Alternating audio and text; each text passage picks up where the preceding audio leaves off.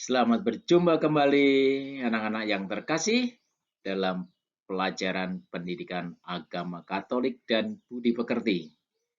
Anak-anak yang terkasih, semoga semua dalam keadaan sehat dan tetap semangat dalam menjalani kehidupan ini. Nah, pada kali ini kita akan bersama-sama mempelajari tentang kewajiban dan hak orang beriman sebagai anggota masyarakat. Pada pertemuan sebelumnya, anak-anak kita telah bersama-sama memahami hak dan kewajiban sebagai anggota gereja. Maka pada kesempatan ini sekarang kita akan bersama-sama untuk mendalami kewajiban dan hak orang beriman sebagai anggota masyarakat. Nah, anak-anak yang terkasih, apa yang dimaksud dengan masyarakat itu? Menurut Kamus Besar Bahasa Indonesia, masyarakat adalah sejumlah manusia dalam arti seluas-luasnya dan terikat oleh suatu kebudayaan yang mereka anggap sama. Tapi anak-anak yang terkasih, dalam pembahasan materi ini, kita tidak akan terikat oleh wilayah atau tempat tertentu. Ya. Kalau bicara masyarakat, maka kita akan melihatnya dalam pengertian masyarakat di mana kita tinggal, di mana kita berada, yaitu meliputi negara, kemudian provinsi di mana kita berada, kemudian juga kita akan melihat tentang lingkungan sekitar kita atau masyarakat sekitar kita. Ini yang akan kita bicarakan dalam pembahasan kali ini. Ya. Kita akan melihat bagaimana kedudukan kita sebagai pribadi di tengah masyarakat sebelum kita melihat tentang hak dan kewajiban anggota masyarakat dan bagaimana ajaran gereja tentang pelaksanaan kewajiban dan juga pemenuhan hak dalam masyarakat.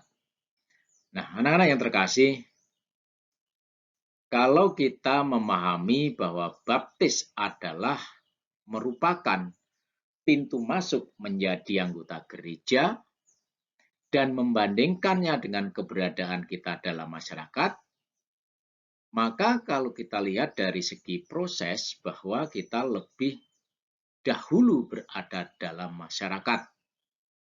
Kita terlebih dahulu menjadi anggota masyarakat. Karena begitu kita lahir, anak-anak yang terkasih, kita akan berada di tengah-tengah masyarakat. Sedangkan kita menjadi anggota gereja adalah setelah kita menerima pembaptisan. Nah, anak-anak yang terkasih,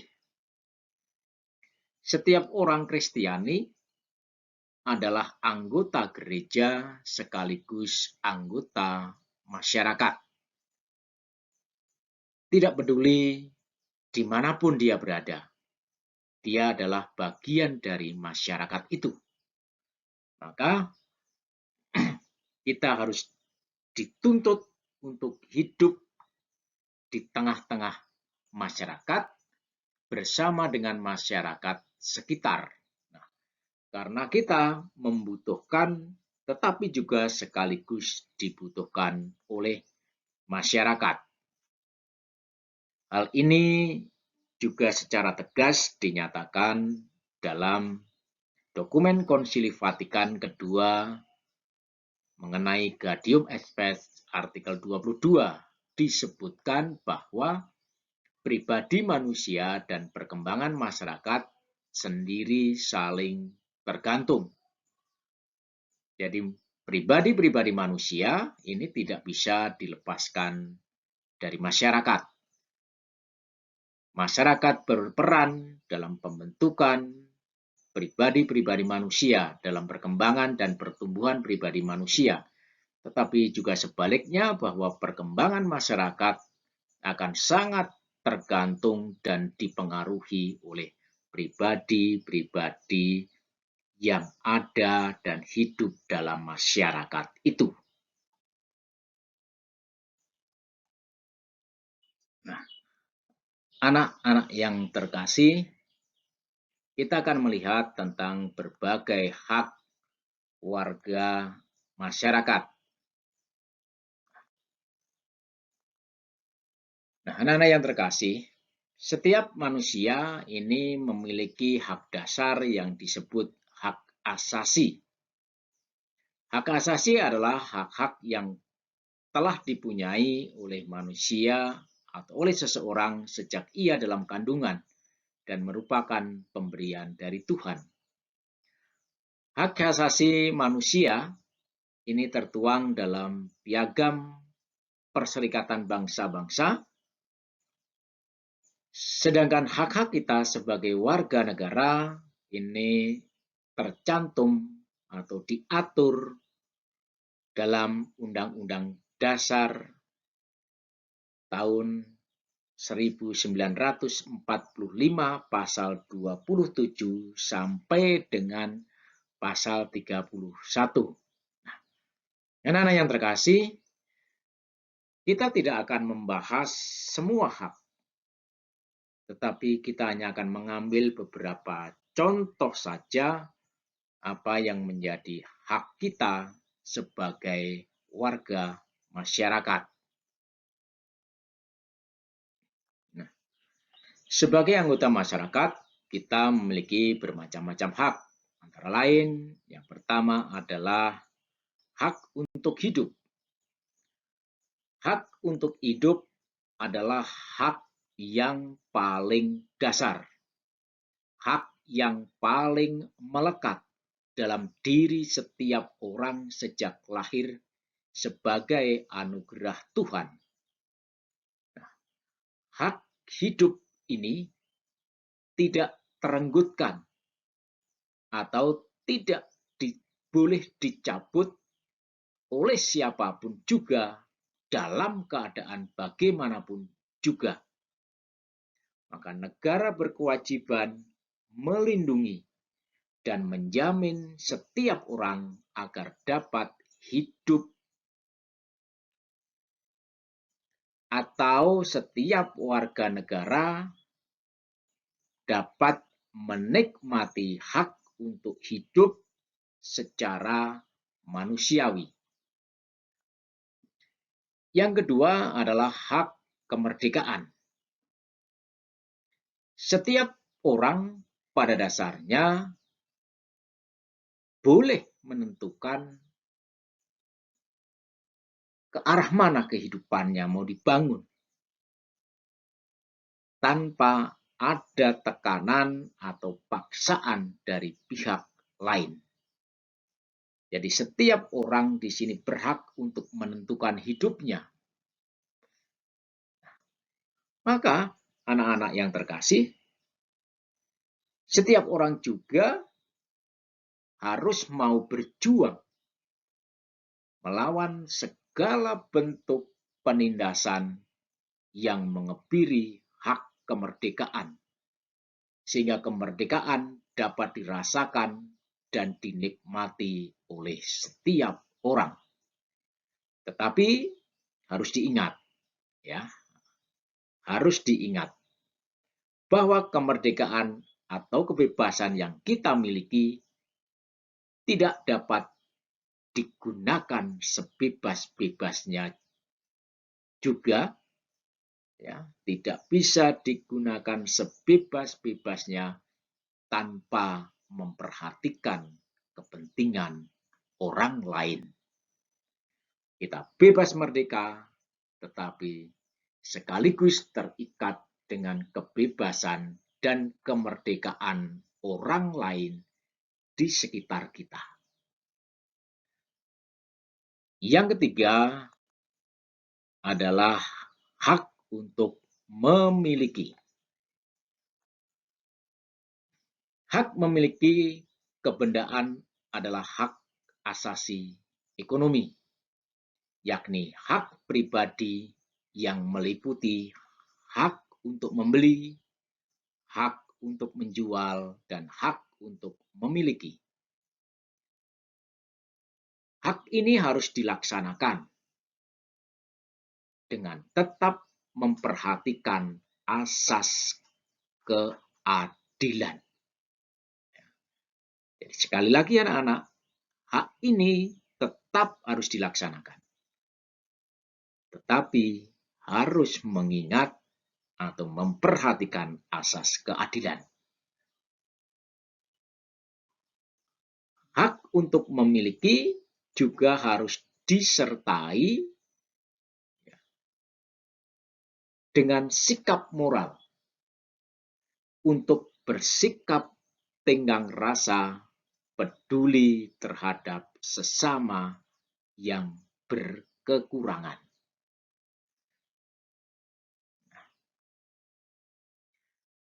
Anak-anak yang terkasih, berikutnya adalah hak untuk mengeluarkan pendapat. Anak-anak, bahwa setiap orang berhak untuk mempunyai dan mengeluarkan pendapat baik secara lisan maupun tulisan. Sedangkan hak berikutnya adalah hak mendapat perlindungan hukum. Bahwa setiap orang semestinya mendapat perlindungan hukum yang sama, adil, tanpa adanya diskriminasi. Hukum harus melindungi semua orang tanpa memperhitungkan jabatan, kedudukan, atau kekayaan. Tetapi hukum harus menjadi tempat perlindungan bagi semua orang dengan derajat yang sama, dengan perlakuan yang sama. Berikutnya adalah hak untuk mendapat pendidikan dan kesempatan berkembang. Setiap orang memiliki kewajiban dan hak yang sama, termasuk hak memperoleh pendidikan dan kesempatan berkembang tanpa kecuali, baik mereka yang miskin atau mereka yang kaya.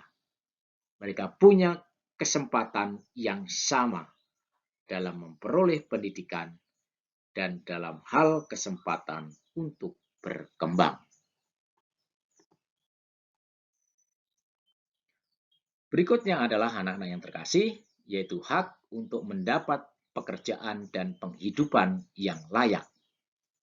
Hak ini pada hakikatnya mengandung makna bahwa setiap orang akan menggunakan haknya untuk mendapatkan pekerjaan dan penghidupan yang layak harus diberikan dan dilindungi dalam upaya meningkatkan taraf hidup dan mewujudkan masyarakat yang adil, makmur, dan sejahtera, baik yang jasmani maupun rohani.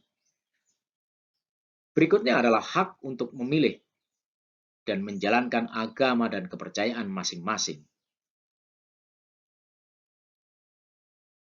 Memeluk agama merupakan hak asasi yang dilindungi oleh undang-undang.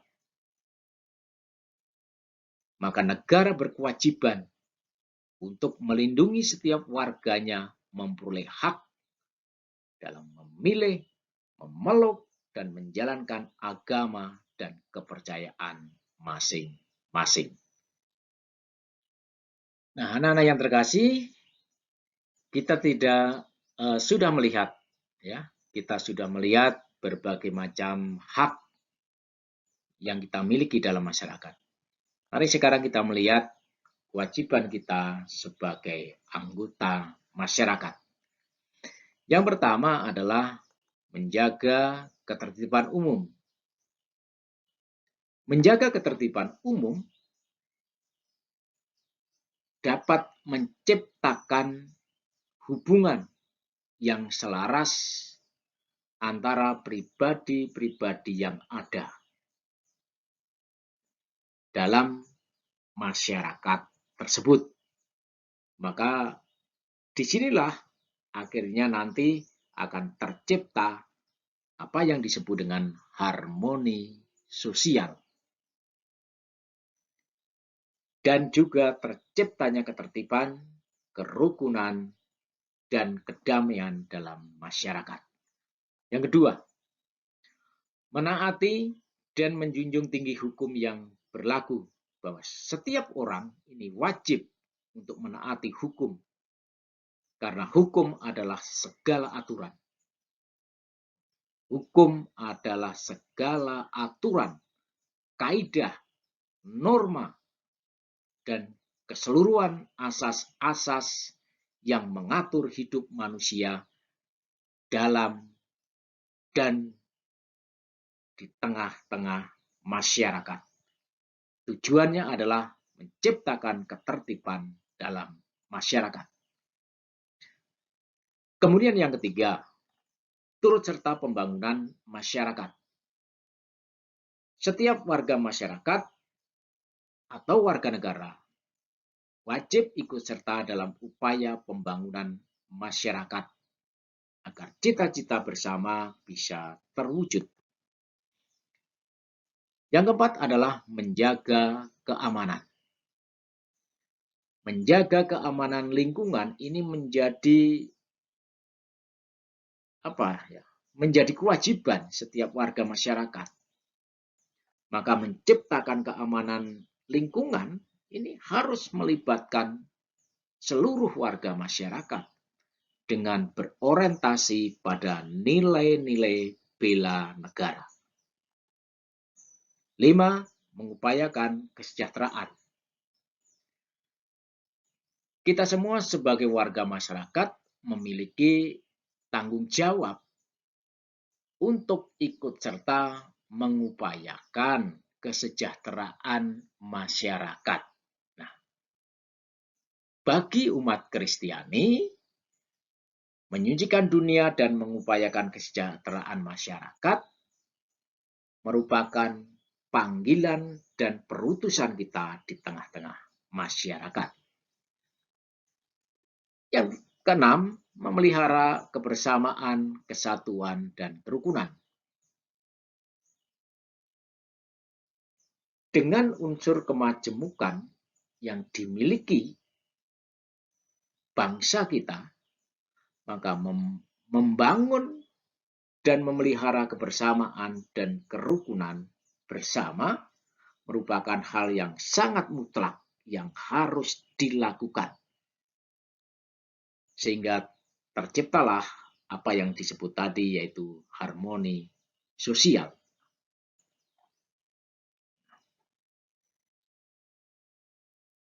Nah, anak-anak yang terkasih, sekarang kita akan bersama-sama melihat ajaran gereja tentang hak dan kewajiban sebagai anggota masyarakat. Ajaran gereja ini salah satunya tertuang dalam Injil Matius bab 22 ayat 15 sampai 22. Baiklah, mari kita baca bersama. Silahkan disimak. Kalian bisa mengikuti membaca dengan melihat buku cetak, sehingga kita bisa bersama-sama membaca tentang membayar pajak kepada kaisar. Kemudian pergilah orang-orang Farisi. Mereka berunding bagaimana mereka dapat menjerat Yesus dengan suatu pertanyaan. Mereka menyuruh murid-muridnya, mereka bersama-sama orang-orang Herodian bertanya kepadanya, "Guru, kami tahu engkau adalah seorang yang jujur dan dengan jujur mengajar jalan Allah, dan engkau tidak takut kepada siapapun juga, sebab engkau tidak mencari muka. Katakanlah kepada kami pendapatmu, apakah diperbolehkan membayar pajak kepada kaisar atau tidak?"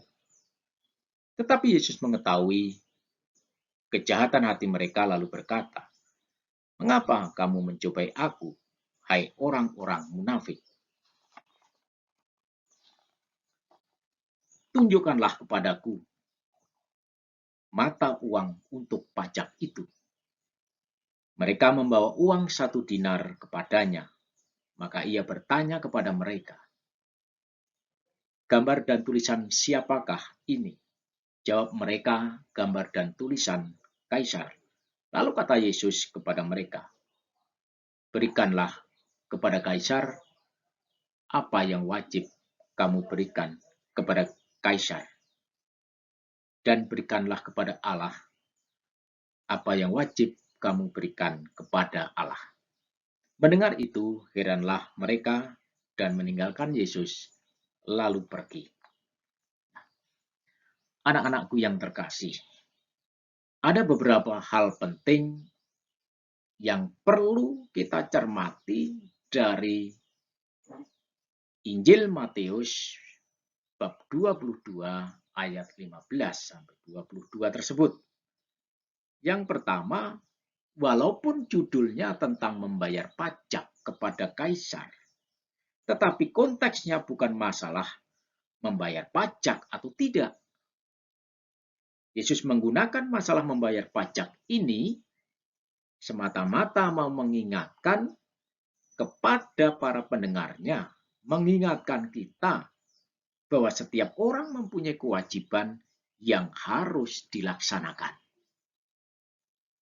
Yang kedua, membayar pajak itu hanyalah salah satu kewajiban dari kita. Membayar pajak hanya merupakan salah satu kewajiban yang berkaitan dengan kehidupan manusia di dunia. Tetapi pemenuhan kewajiban manusia di dunia jangan sampai melupakan tugasnya untuk memenuhi kewajiban kepada Allah. Yang ketiga, pemenuhan dan pelaksanaan kewajiban duniawi hendaknya merupakan perwujudan atas pemenuhan kewajiban kita kepada Allah. Kalau manusia membayar pajak, sesungguhnya ia memenuhi kehendak Allah untuk berperan serta menyejahterakan masyarakat. Itulah penghayatan iman yang harus mendasarinya. Memang kita tidak bisa menutup mata. Mungkin banyak penyelewengan untuk memenuhi kewajiban demi kepentingan diri sendiri. Kalau itu terjadi, berarti dia juga menyeleweng dari kehendak Allah. Dia mengingkari kehendak Allah. Dia memalingkan mukanya dari kehendak Allah. Karena tadi sudah disampaikan, pemenuhan kewajiban membayar pajak ini sesungguhnya ia adalah memenuhi kehendak Allah untuk berperan serta dalam masyarakat. Karena kegembiraan, harapan, suka, duka, dan kecemasan dunia adalah juga menjadi kegembiraan, harapan, kecemasan, dan juga suka atau duka bagi kita. Apa yang terjadi dalam masyarakat, itulah yang juga harus kita rasakan sebagai pribadi-pribadi yang mengaku dirinya sebagai murid-murid Tuhan.